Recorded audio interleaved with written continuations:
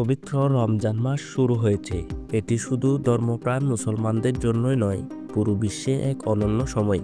কিন্তু আপনি জানেন কি, রমজান মাসের প্রভাব এবার ফুটবলের মাঠেও স্পষ্টভাবে দেখা যাচ্ছে। রমজান মাস মানে সিয়াম সাধনা, ধৈর্য এবং আত্মশুদ্ধি।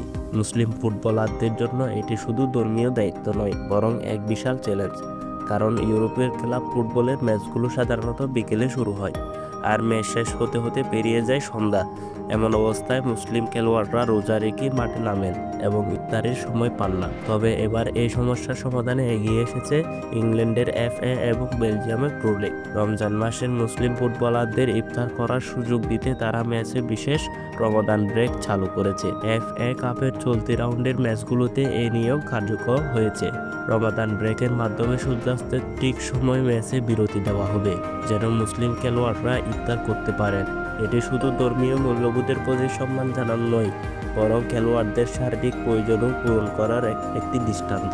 ফুটবল হলো বৈচিত্র্যের একটি মঞ্চ, এবং এই ধরনের উদ্যোগ প্রমাণ করে খেলার পাঠেও মানবতার গুরুত্ব আছে।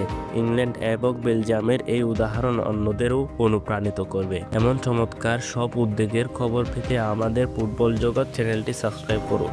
আমাদের ভিডিওটি ভালো লাগলে লাইক দিতে ভুলবেন না। নতুন ভিডিওতে আবার দেখা হবে। ধন্যবাদ।